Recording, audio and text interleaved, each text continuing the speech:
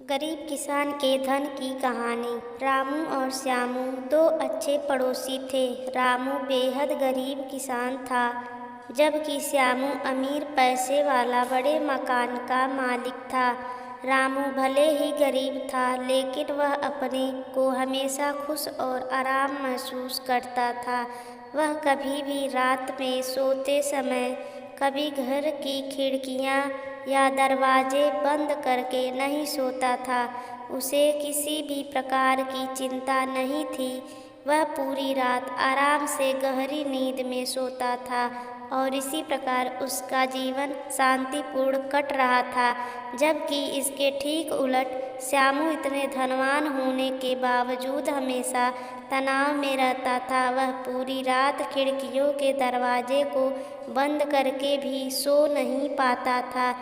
वह हमेशा इसी चिंता में रहता था कि कहीं चोर उसके तिजोरी को तोड़कर धन न चुरा ले, जिसके कारण उसे दिन रात बस धन की ही फिक्र लगी रहती थी।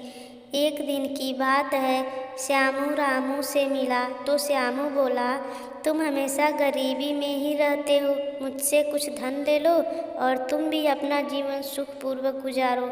इसके बाद रामू अपने पड़ोसी से धन पाकर बहुत खुश हुआ।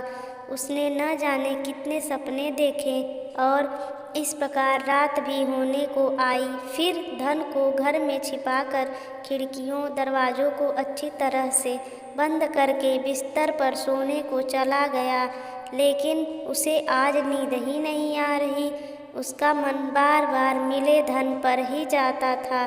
बार बार अपने धन के बारे में सोचता रहा, जिसके कारण आज वह पहली बार पूरी रात सो न सका। और फिर रामू ने निश्चय किया कि जिस धन के चलते मेरी नींद और सुख चली गई हो, भला वह धन मेरे किस काम के। आज सुबह ही इसको अपने मित्र श्यामू को ये धन वापस कर दूंगा। और जैसे ही सुबह हुआ, वह धन को लेकर श्यामू के पास आ गया और धन लौटाते हुए बोला कि मित्र, मैं गरीब जरूर हूँ, लेकिन सुख से अमीर था। आपके दिए पैसे ने मेरे सारे सुख चैन को गायब कर दिए। जैसे धन न होने से ही अच्छा है, इसलिए इसे आप वापस अपने पास रख लें। और इस प्रकार धन लौटाने के बाद फिर से रामू अपने सुख के दिनों में वापस लौट आया। कहानी से यही शिक्षा मिलती है कि धन से सब कुछ नहीं मिल सकता है। जो भी हमें ईश्वर ने दिया है उसमें संतुष्ट होना सीखें, और यदि आप ऐसा करते हैं तो ईश्वर द्वारा दी गई सुखों में आप हमेशा संतुष्ट रहते हैं। आपको इस कहानी के बारे में क्या राय है, कमेंट में ज़रूर बताइएगा। कहानी अच्छी लगे तो लाइक, चैनल सब्सक्राइब और शेयर ज़रूर करिएगा। धन्यवाद।